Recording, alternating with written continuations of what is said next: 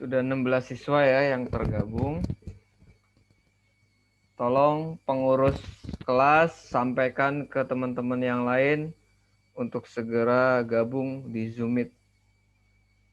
Nanti jam 9 kita akan mulai.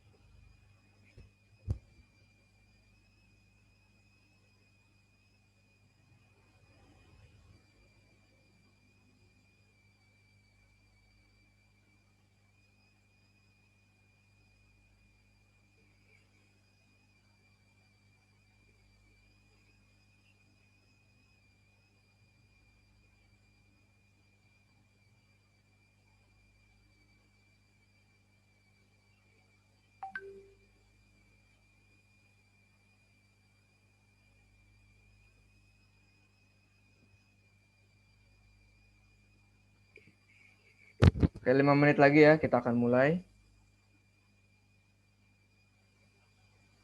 Yang baru bergabung, silakan dibuka buku pengayaannya, halaman 5 dan 6. Kamu baca terlebih dahulu.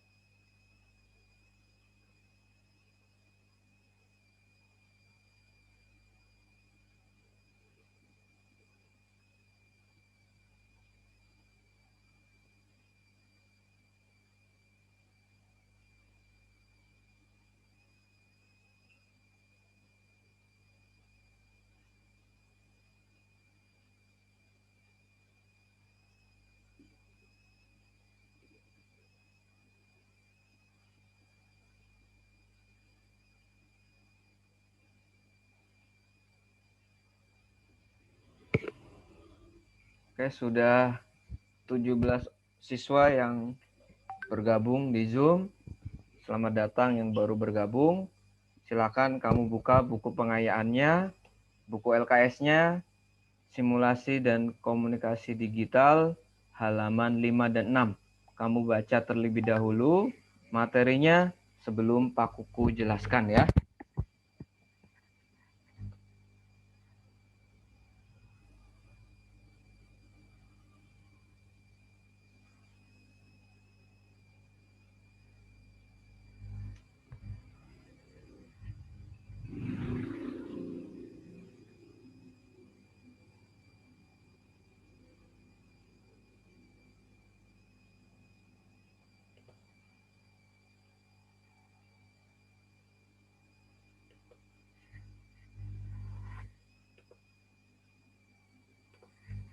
Oke, anak-anak, selamat pagi semuanya.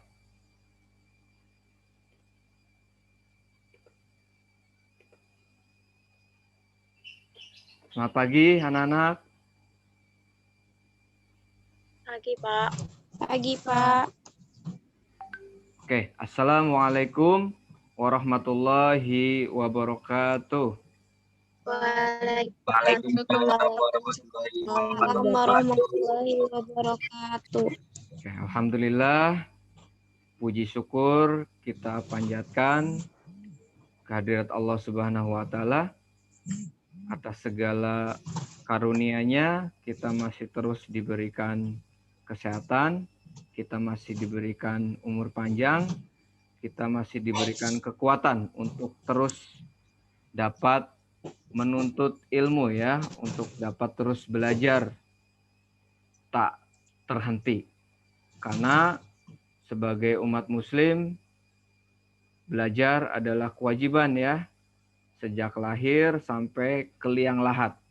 Artinya belajar adalah kewajiban yang terus-menerus selama kamu hidup. Nah, anak-anakku yang Pak Kuku banggakan, alhamdulillah pada hari ini adalah pertemuan kita yang pertama ya, untuk kegiatan belajar mengajar secara daring. Perkenalkan Pak Kuku, namanya adalah Pak Kuku Fani Fathullah MPD. Pak Kuku mengajar simulasi dan komunikasi digital dan matematika. Jadi Pak Kuku di kelas 10 ini mengajar 2 mata pelajaran, pelajaran matematika dan simulasi digital. Nah, kebetulan hari ini adalah pertemuan pertama kita pelajaran simulasi dan komunikasi digital. Oke, anak-anakku sekalian, mudah-mudahan kalian semua sehat, tidak ada yang terkena COVID ya. Kalian harus tetap patuhi protokol kesehatan, jaga jarak, pakai masker, dan hindari kerumunan. Itu penting ya, karena virus COVID ini selalu bermutasi. Gelombang pertama kemarin dari Cina, sekarang gelombang kedua dari India. Dan mutasinya ini semakin berbahaya. Makanya Pak Kuku himbau sekali lagi untuk tetap menjaga protokol kesehatan. Oke, anak-anakku sekalian, di kelas 7, 8, dan 9 SMP nggak ada ya pelajaran namanya simulasi dan komunikasi digital. Hanya ada di SMK. Nah, di SMP itu kalian belajarnya adalah TIK, teknologi, informasi, dan komunikasi. Nah, secara prinsip, simulasi digital dengan TIK ini sama. Sama-sama belajar komputer. Sama-sama mendalami ilmu komputer.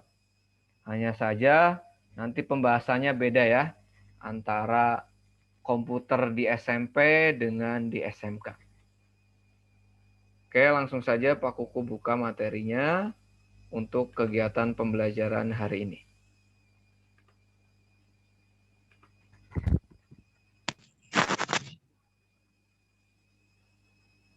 Oke, anak-anakku sekalian, pertemuan pertama ini Pak Kuku awali dengan quote atau kata-kata bijak yang disampaikan oleh Aristoteles. Nah, Aristoteles ini salah satu penemu atau peletak dasar ilmu logika. Ya. Jadi Aristoteles ini seorang filsuf, seorang ilmuwan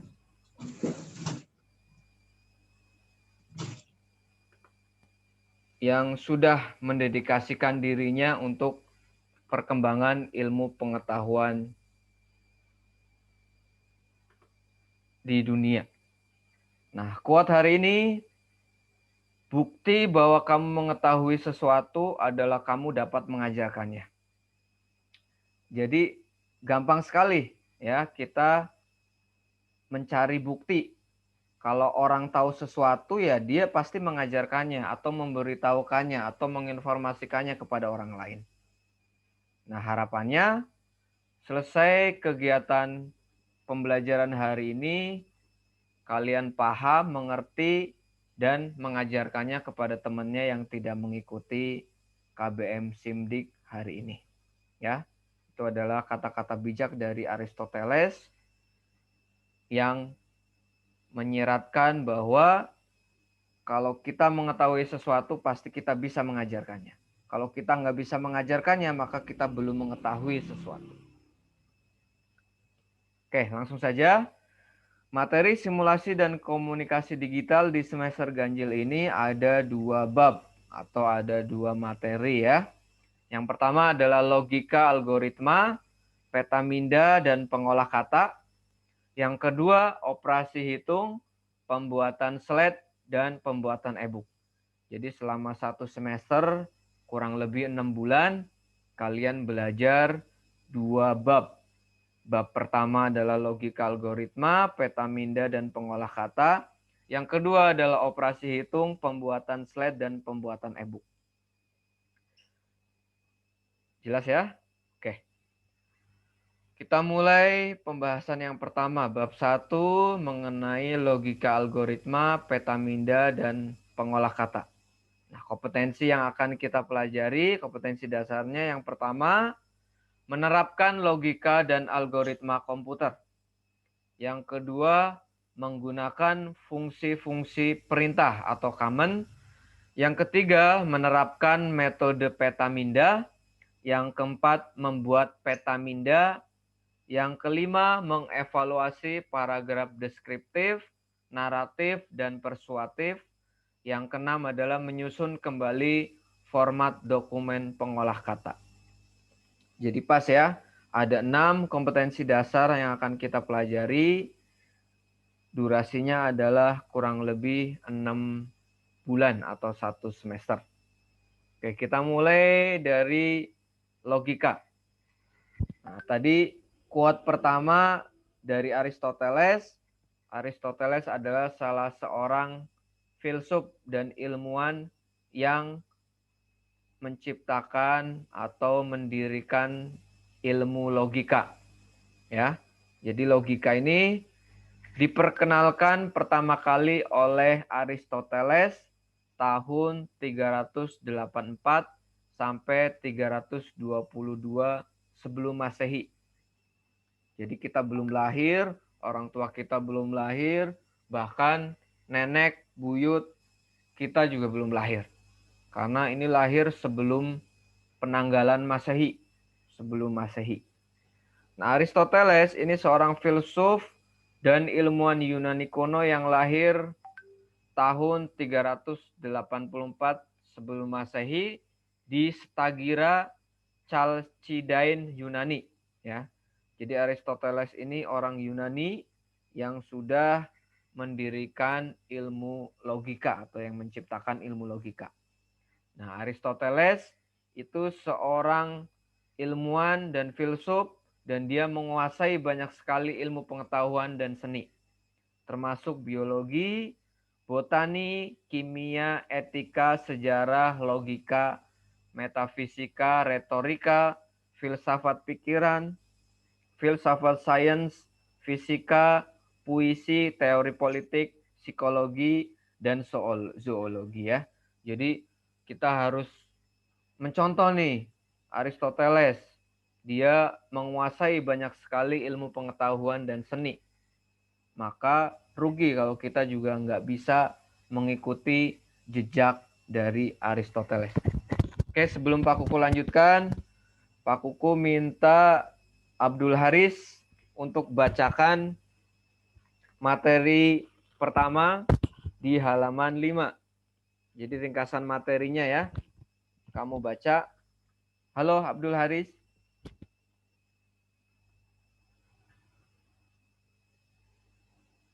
Abdul Haris, tolong di-unmute. Iya, Pak. Kamu baca ringkasan materi di halaman 5. Yang sebelum A ya. Jadi ringkasan materinya. Iya. Oke, dibaca silakan. Ya, siap. Komputer tidak lagi dianggap sebagai perangkat elektronik yang mewah seiring perkembangan teknologi dan kebutuhan manusia. Saat ini penggunaan komputer dapat ditemui di berbagai tempat sesuai kebutuhan. Komputer dapat ditemukan dengan mudah di rumah, sekolah, perkantoran, hingga tempat umum. Komputer dapat digunakan untuk berbagai keperluan, bergantung pada program. Aplikasi di dalamnya. Komputer sering digunakan untuk mengolahan dokumen seperti teks, angka, tabel, dan grafik. Tahukah Anda jika komputer tidak tangan programmer menjadi alat yang digunakan untuk membuat perangkat lunak dengan keahlian menguasai bahasa pemrograman?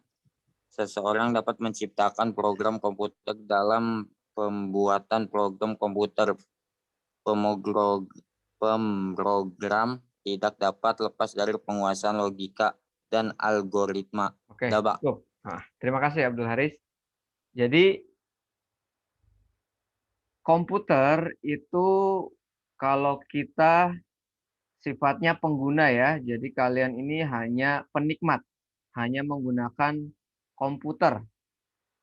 Tapi kalian pernah nggak berpikir bahwa aplikasi-aplikasi yang ada di komputer itu ada yang menciptakan. Nah, yang menciptakan ini disebut sebagai programmer. Mereka menciptakan banyak sekali aplikasi di komputer yang memudahkan pekerjaan manusia. Nah, disebut dengan programmer. Nah, programmer ini harus menguasai yang namanya bahasa pemrograman. Jadi, kalau mau menciptakan aplikasi di komputer, perangkat lunak di komputer, kalian harus kuncinya adalah menguasai bahasa pemrograman ya.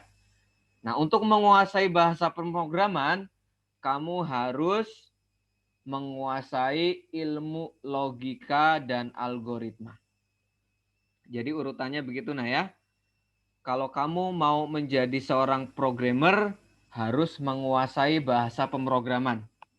Untuk dapat menguasai bahasa pemrograman, kamu harus memiliki ilmu penguasaan logika dan algoritma. Nah, apa sih yang dimaksud dengan logika? Siapa yang tahu apa itu logika? Ada yang tahu apa itu logika? Penalaran atau bentuk pemikiran yang masuk akal.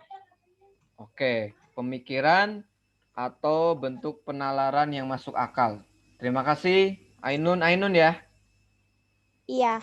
Oke. Siapa yang kenal dengan orang ini?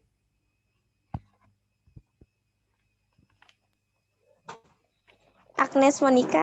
Ya nggak sih? Ya, dia adalah Agnes Monica. Mungkin kamu juga sering dengar lagu-lagunya ya. Salah satu lagu yang mungkin banyak yang suka itu yang Pak Kuku tandain itu. Cinta ini kadang-kadang tak ada logika. Nah, bahkan Agnes Monica pun menyanyikan lagu yang berhubungan dengan logika. Ada yang tahu nggak sih kenapa sih cinta itu kadang-kadang nggak ada logika? Kenapa? Kadang nggak masuk akal, Kadang nggak masuk akal ya. Karena cinta itu pakainya apa? Pakainya perasaan, pakainya hati. Kadang-kadang antara pikiran kita dengan hati kita ini nggak sinkron, nggak nyambung. Ya kan? betul. Nah, ada cinta yang sifatnya positif, ada cinta yang sifatnya negatif. Nah, kamu harus perhatikan betul tuh. Kalau misalnya cinta itu melalaikan kamu dari kewajiban kamu untuk belajar, maka itu adalah cinta yang negatif. Contoh, misalnya kamu jatuh cinta dengan orang. Nah, yang ada di pikiran kamu itu ya si dia aja. Sampai kamu lupa makan, sampai kamu lupa belajar, sampai kamu lupa sholat, lupa waktu, dan seterusnya. Nah, itu adalah cinta yang negatif, cinta yang salah. Nah, cinta yang positif itu misalnya kamu menyukai seseorang dan kamu menjadi bersemangat untuk belajar. Nah, ini adalah cinta yang positif. Jadi kamu mengagumi seseorang dan mendorong kamu untuk menjadi pribadi yang lebih baik. Ini adalah cinta yang positif. Makanya pergaulan ini penting ya. Kalau kamu bergaul dengan seorang tukang besi, maka kamu juga akan ikut bau besi, bau keringat, dan seterusnya. Tapi kalau kamu bergaul dengan seorang penjual minyak wangi, maka juga kamu akan ikut harum seperti penjual tukang minyak wangi. Jadi kamu harus memilih pergaulan itu dengan pergaulan yang baik. Jadi itu ya, ada cinta yang dia melalaikan, ada cinta yang dia memotivasi. Sebaik-baik cinta itu yang mendorong kamu untuk lebih baik. Dan harus masuk akal, harus punya logika atau logis, ya. Jangan sampai cinta ini bikin kamu buta. Dinasehatin nggak mau denger, dikasih tahu nggak mau menggubris, itu sudah dibutakan oleh cinta yang negatif. Ya. Jadi tadi betul ya, seperti yang disampaikan Ainun, secara sederhana, logika ini diartikan sebagai cara berpikir yang logis atau masuk di akal. Ya. Jadi sesuatu yang logis ini biasanya akan mudah dipahami oleh nalar kita, oleh pikiran kita. Sedangkan sesuatu yang tidak logis ini akan bertentangan dengan pikiran dan hati kita. Contoh kalimat atau pernyataan tidak logis. 1. Waktu dan tempat kami persilakan. Coba kamu perhatikan kalimat itu. Waktu dan tempat kami persilakan. Di mana letak tidak logis kalimat dan pernyataan itu? Ahmad Halimi bisa menjawab atau memberikan pendapat. Kenapa sih waktu dan tempat kami persilakan itu kalimat atau pernyataan yang tidak logis? Halo, Ahmad Halimi. Halo. Ya. Coba dijawab pertanyaan Pak Kuku, kenapa sih waktu dan tempat kami persilakan itu kalimat atau pernyataan tidak logis? Kira-kira apa penyebabnya? Karena waktu di kalimat di waktunya itu salah, Pak. Harusnya yang betul. Coba.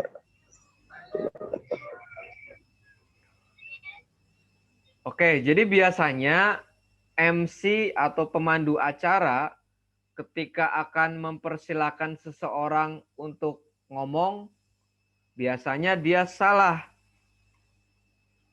menyampaikan. Seharusnya siapa yang dipersilakan? Orangnya ya, bukan waktu dan tempatnya. Iya, bukan orang. Karena waktu dan tempat ini bukan subjek. Dia itu benda mati. Masa ya tempatnya mau digotong, dipersilakan, dibawa ke atas panggung, kan gak lucu ya. Makanya ini adalah kalimat atau pernyataan yang tidak logis, tetapi sering sekali diucapkan oleh pemandu acara. Makanya kita harus jeli melihat kalimat. Loh kok waktu dan tempat yang dipersilakan bukan orangnya? Kepada Bapak Ahmad Halimi, waktu dan tempat kami persilakan. Ya, Pak Ahmad Haliminya ya duduk aja. Karena yang dipersilakan bukan Pak Ahmad Haliminya, tapi waktu dan tempatnya. Ya, jadi ini adalah contoh kalimat atau pernyataan yang tidak logis, tidak masuk akal. Nah, contoh kalimat yang kedua. Ibu sedang memasak nasi. Amelia, ada Amelia? Amelia, kenapa sih ibu sedang memasak nasi? Ini kalimat atau pernyataan yang tidak logis. Halo Amelia, bisa dengar suara Pak Kuku?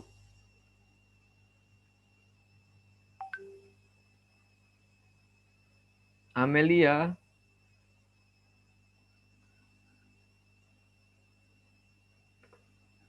Oke, Azahra Malika Putri.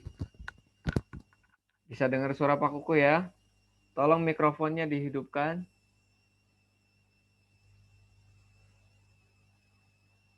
Kenapa sih ibu sedang memasak nasi?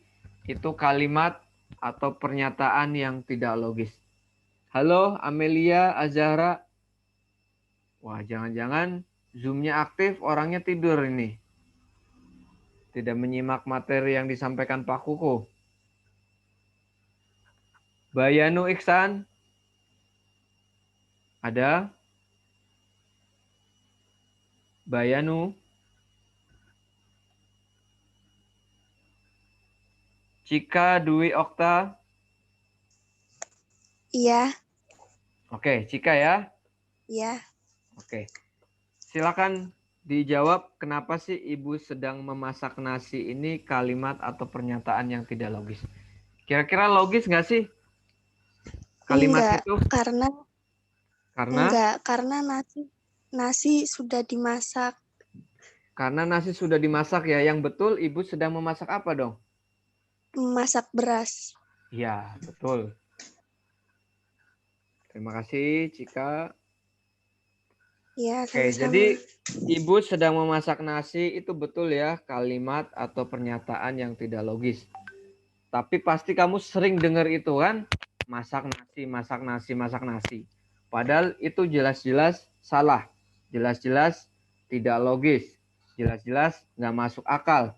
Tapi kadang-kadang kita juga ikut menyampaikan kalimat itu. Bu, masak nasi dong, lapar nih. Padahal kalimat itu salah ya. Yang betul adalah memasak beras. Nasi itu setelah sudah dimasak baru disebut dengan nasi. Oke, selanjutnya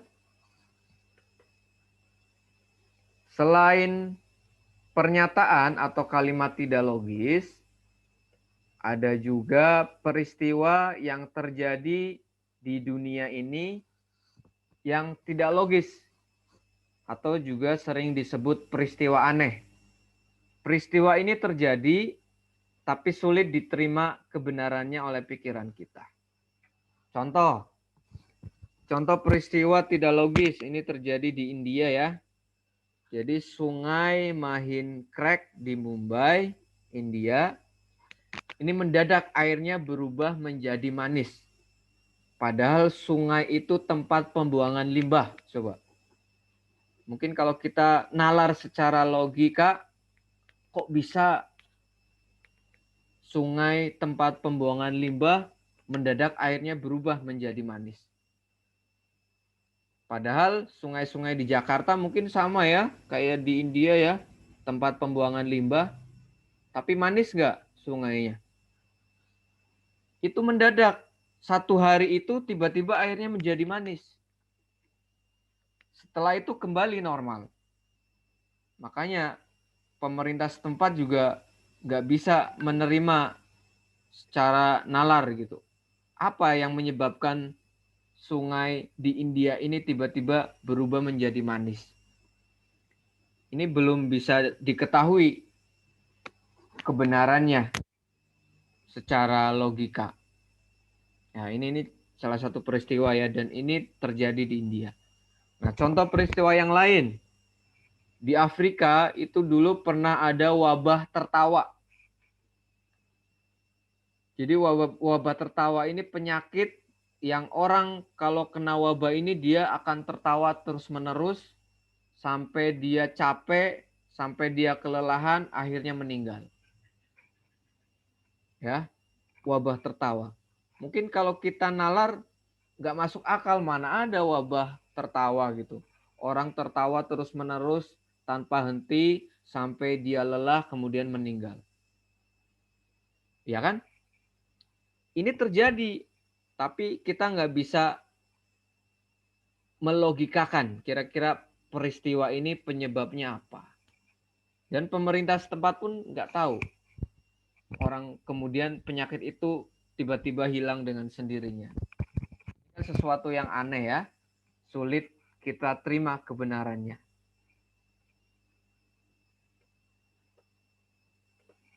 Ya, jadi ada kalimat atau pernyataan yang tidak logis, ada peristiwa yang tidak logis.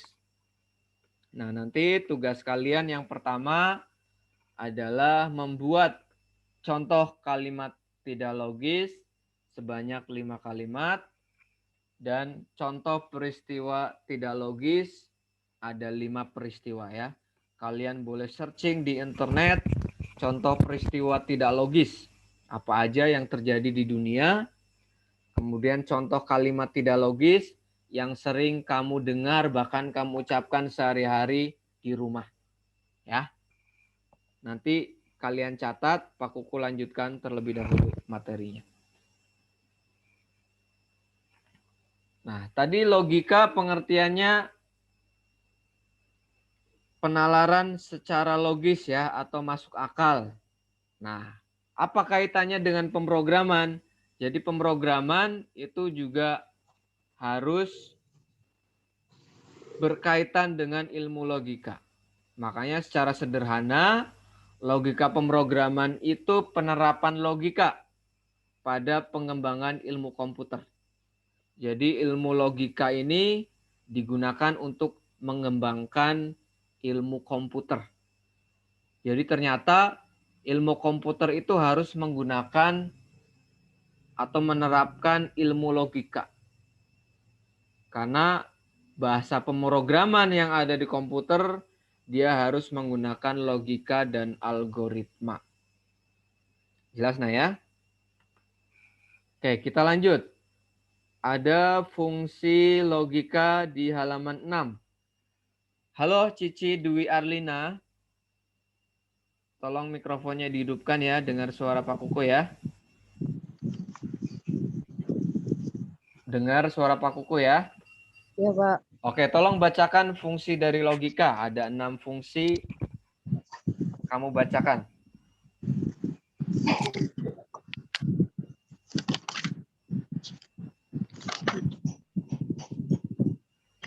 Kalau di LKS ada di halaman 6 ya. Fungsi logika. Mau dicek. Kamu cek ada di halaman 6. Silakan dibaca fungsi dari logika. Berikut beberapa fungsi dari logika. A. Membentuk setiap orang yang mempelajari logika untuk berpikir secara rasional, kritis, lurus, ketat, tertib, dan metodis. B. Meningkatkan kemampuan secara format dan objektif. C. Menambahkan kecerdasan dan meningkatkan kemampuan berpikir secara tajam dan mandiri. D. Memaksa dan mendorong untuk berpikir sendiri menggunakan akses sistematis. E. Meningkatkan cinta dan kebenaran dan menghindari kesalahan berpikir, keliruan, serta kesesatan. F. Mampu melakukan analisis terhadap suatu kejadian. Oke, cukup. Terima kasih. Jadi ada 6 fungsi logika ya. Yang pertama adalah membentuk orang berpikir rasional, kritis, lurus, ketat, tertib, dan metodis. Jadi rasional, kritis, lurus, ketat, tertib, dan metodis itu salah satu metode berpikir dalam ilmu sains. Nanti dia masuknya pemahaman ilmiah atau pemikiran ilmiah. Jadi dia harus rasional, kritis, lurus, ketat, tertib, dan metodis. Yang kedua, meningkatkan kemampuan secara formal dan objektif. Jadi ketika kita mempelajari ilmu logika, maka kita akan melihat sesuatu itu secara objektif. Bukan berdasarkan hati, kita benci sama orang, makanya orang disalahkan aja. Enggak seperti itu. Tapi berdasarkan salah benarnya dari kalimat atau dari yang disampaikan. Jadi kita harus melihat sesuatu itu secara objektif. Benar nggak sih sesuai nalar kita yang dia sampaikan gitu. Bukan berdasarkan pertimbangan hati atau perasaan. Jadi kamu lagi benci sama orang, jadi orang itu disalahkan terus. Ya itu yang salah ya. Yang ketiga, menambah kecerdasan. Ya, kalau kamu belajar ilmu logika, itu akan menambah kecerdasan kamu. Karena kamu menjadi semakin kritis, menjadi semakin rasional. Jadi kamu tahu mana yang salah, mana yang enggak. Yang keempat, memaksa dan mendorong untuk berpikir sendiri menggunakan akses-akses yang sistematis.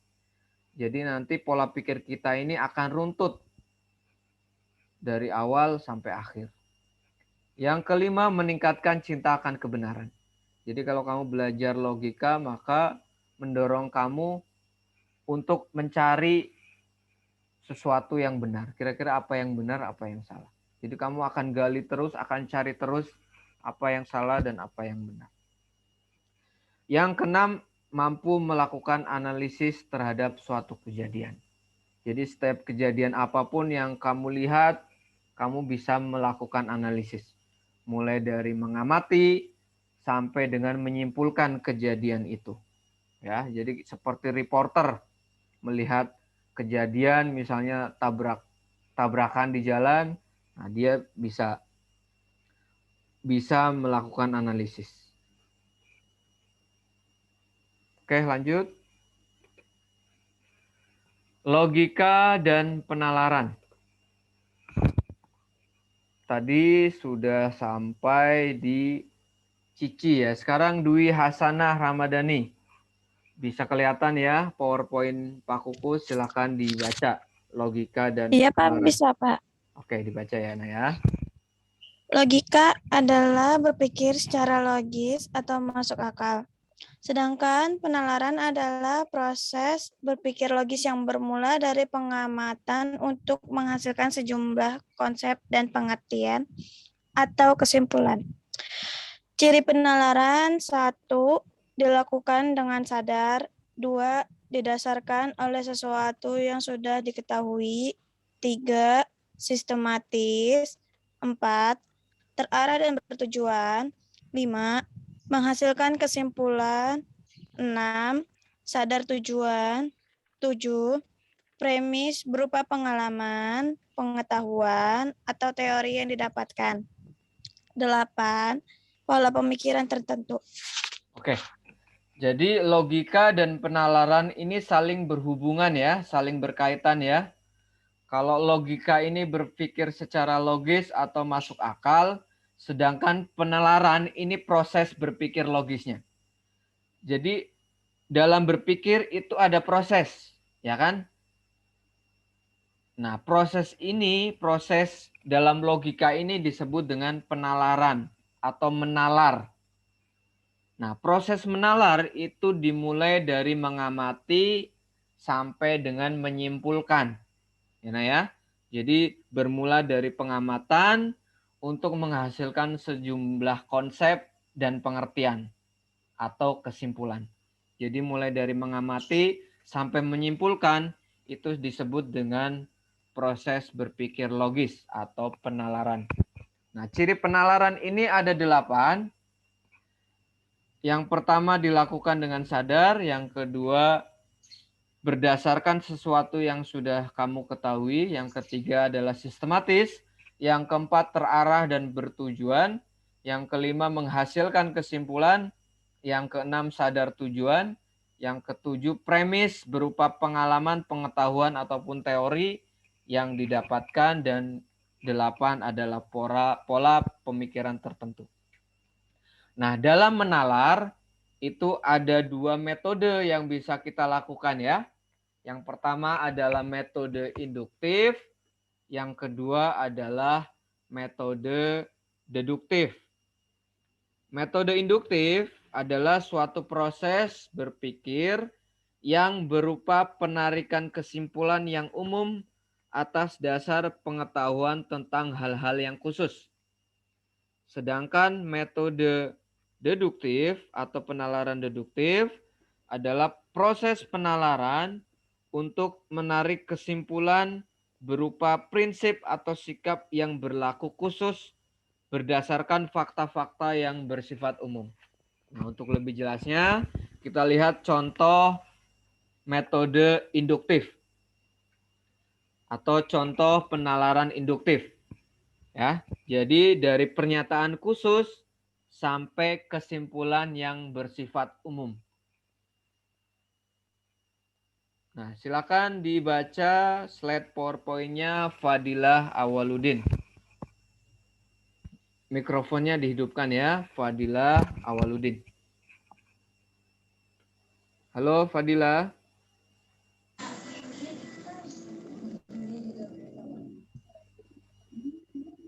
Oke, Muhammad Ridho deh yang sudah mengaktifkan mikrofon. Silakan dibaca slide PowerPoint yang ada di layar HP kamu atau layar komputer kamu. Mikrofon belum masuk. Silakan. Muhammad. Beberapa contoh penalaran induktif.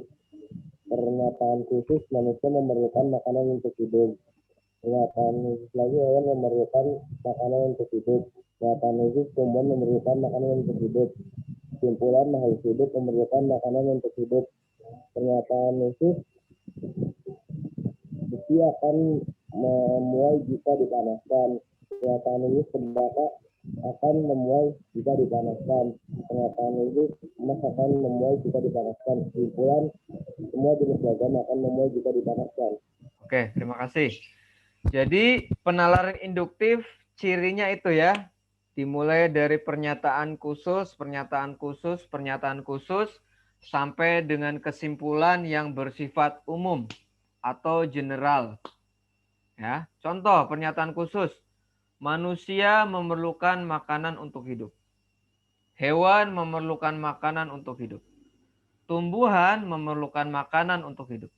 Maka kesimpulan yang bisa kita buat, karena manusia, hewan, dan tumbuhan adalah makhluk hidup, maka kesimpulan umumnya makhluk hidup memerlukan makanan untuk hidup. Ya, jadi pernyataan khusus dulu, baru ke umum. Pernyataan khusus lagi. Contoh, besi akan memuai jika dipanaskan. Tembaga akan memuai jika dipanaskan. Emas akan memuai jika dipanaskan. Nah, besi, tembaga, dan emas ini adalah jenis logam. Maka kesimpulan yang bisa kita ambil, semua jenis logam akan memuai jika dipanaskan. Jelas nah ya? Ini adalah contoh metode penalaran induktif. Generalisasi. Oke, berikutnya contoh metode deduktif. Contoh metode deduktif. Fadli Ferdiansyah. Tolong mikrofonnya dihidupkan. Dibaca slide PowerPoint-nya. Iya, Pak.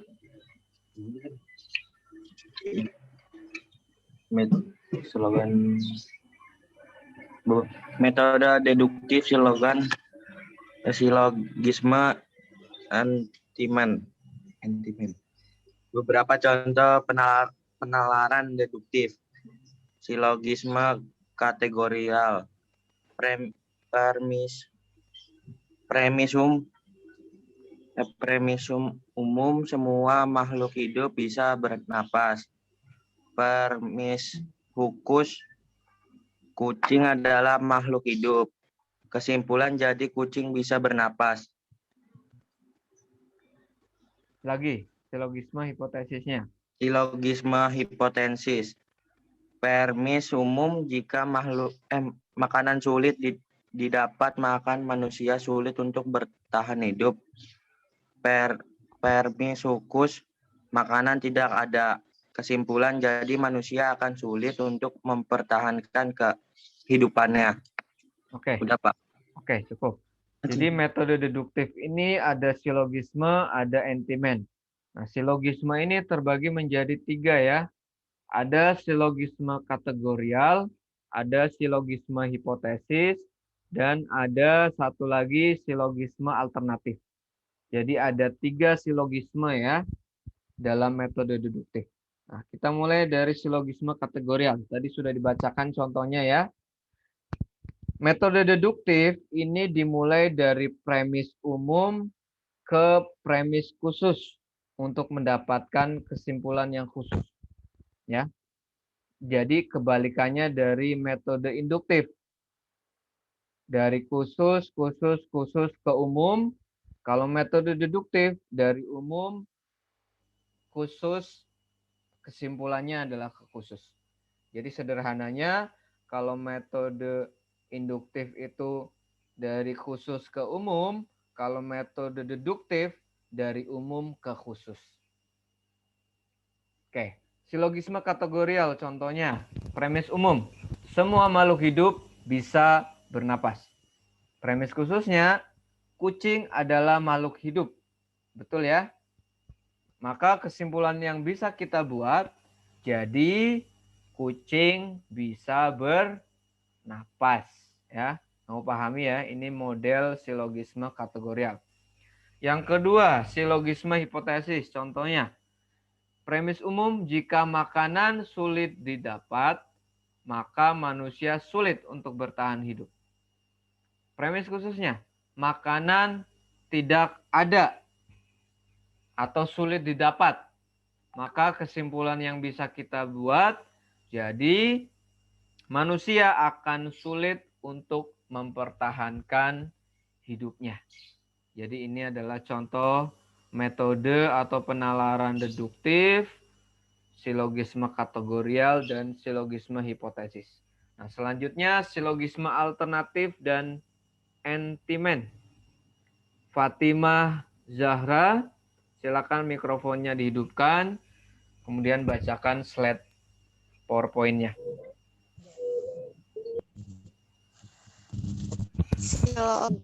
Silogisme alternatif, premis umum, Andi sedang belajar atau sedang tidur. Premis khusus, Andi sedang tidur. Kesimpulan, jadi Andi tidak sedang belajar. Entimen, Dono naik kelas karena ia rajin belajar. Yang kedua, Rani rajin belajar karena ia ingin pandai. Oke, terima kasih. Jadi yang ketiga adalah silogisme alternatif. Contohnya tadi yang sudah dibacakan ya, premis umumnya, Andi sedang belajar atau sedang tidur. Nah, premis khususnya, ternyata Andi itu sedang tidur. Maka kesimpulan yang bisa kita ambil, jadi Andi tidak sedang belajar.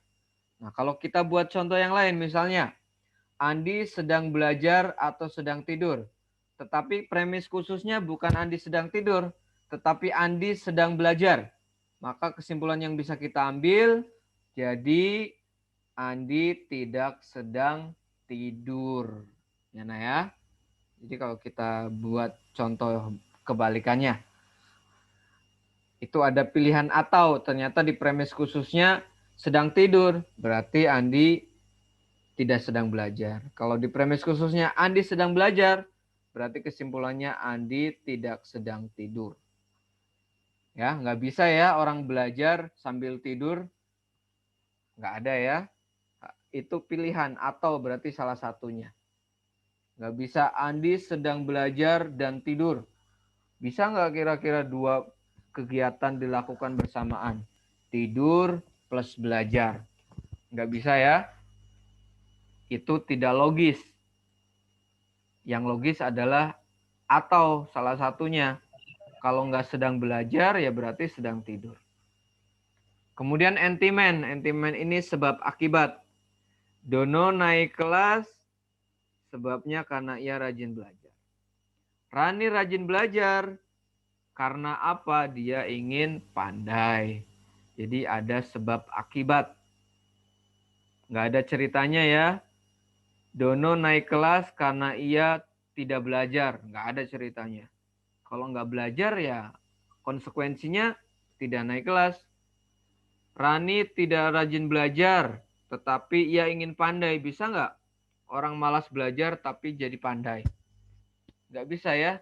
Jadi antara sebab dan akibatnya ini harus sama, harus nyambung, harus logis. Jadi seperti itu nah ya. Oke, anak-anakku sekalian. Jadi Pak simpulkan ya untuk pembelajaran hari ini. Jadi ilmu logika ini penting dipelajari agar kita dapat berpikir secara logis dan masuk akal. Nah, belajar logika ini penting agar kita lebih cinta akan kebenaran, kita lebih kritis, kita lebih metodis, dan kita menjadi pribadi-pribadi yang selalu berpikir lurus. Nah, ilmu logika ini juga dipakai dalam ilmu komputer. Karena dalam bahasa pemrograman itu ada ilmu logika di dalamnya. Jadi dasarnya kalian harus paham ilmu logika kalau kalian mau menjadi programmer atau ahli membuat aplikasi di komputer. Nah, anak-anakku sekalian, ada tugas hari ini adalah 2 tugas. Silakan kamu catat di buku tulisnya. Ini tugas pertamanya, silakan ditulis dulu. Nanti kalau sudah, baru ke tugas yang kedua. Nanti kasih tahu Pak Kuku kalau ini sudah ditulis ya. Biar Pak Kuku ke slide tugas yang berikutnya. Jadi tugas pertamanya adalah kalian bikin 5 contoh kalimat tidak logis. Sama bikin 5 contoh peristiwa tidak logis. Boleh kalian searching di internet, boleh kalian searching di Google. Cari tahu peristiwa-peristiwa apa sih yang terjadi di dunia yang tidak logis. Sama kalimat apa aja sih yang tidak logis. Kalian catat di buku kalian.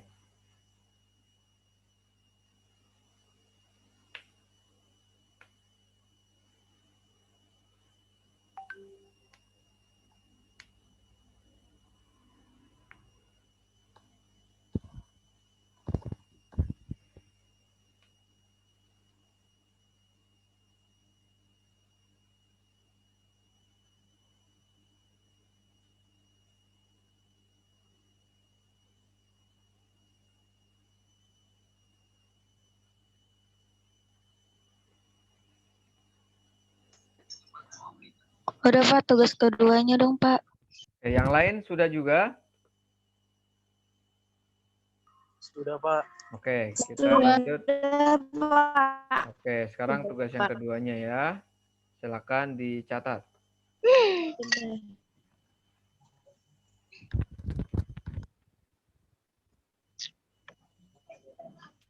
Pak, tugasnya ada 2 ya, Pak? Iya, nak. Tugasnya ada 2. Bisa.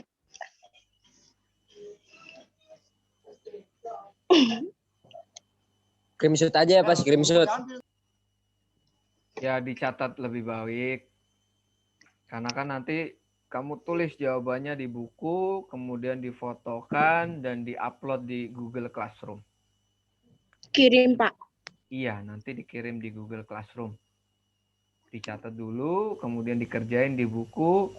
Setelah itu difotokan jawaban kamu, dikirim ke Google Classroom. Jangan lupa bukunya diberi nama di atasnya ya. Pak. Iya, nak, boleh. Saya mau nanya, Boleh. silogisme itu apa sih? Silogisme itu yang tadi contohnya. Nih, silogisme itu kalau misalnya premis umumnya misalnya semua makhluk hidup bisa bernapas, kucing adalah makhluk hidup. Maka kita ambil yang premis umumnya yang bagian terakhir, kemudian premis khususnya adalah yang kucing. Makasih Pak. Iya.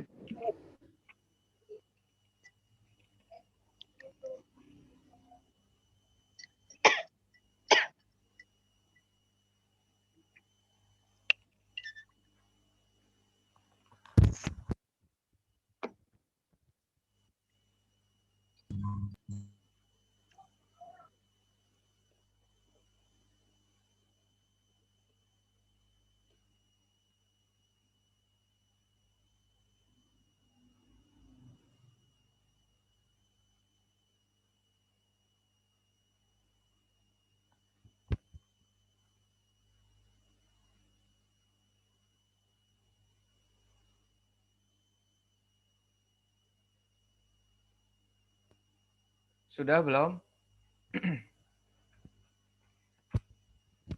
Nanti untuk pengertiannya, misalnya entimen itu apa, silogisme itu apa, kemudian generalisasi itu apa, kalian bisa sambil cari infonya di internet ya. Biar lebih jelas, kamu dapat definisinya. Kalau yang tadi Pak Ku sampaikan itu lebih ke praktisnya penggunaan silogisme. Jadi menarik kesimpulan secara deduktif. Ada 2 pernyataan, kemudian kamu tarik kesimpulan.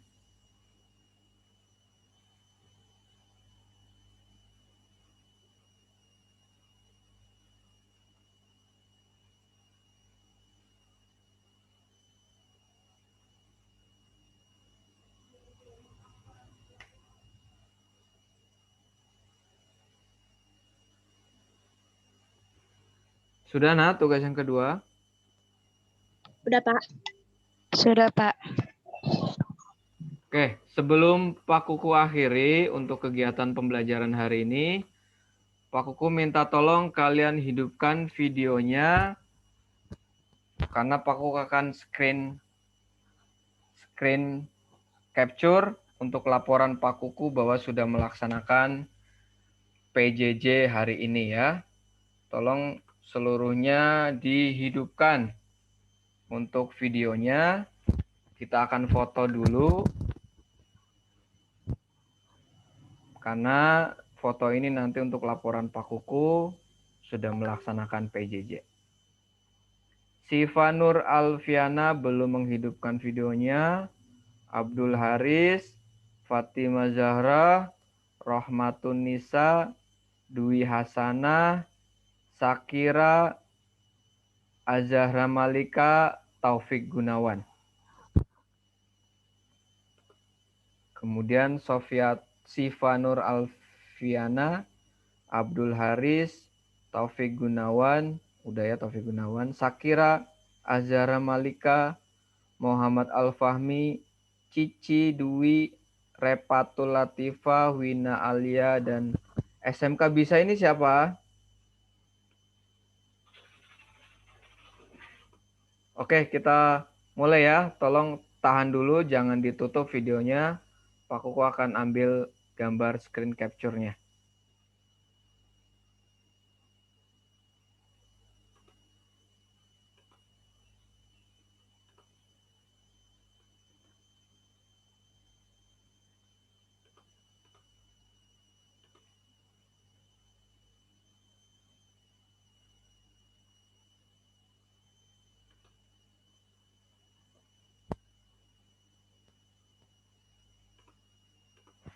Oke, sudah nak.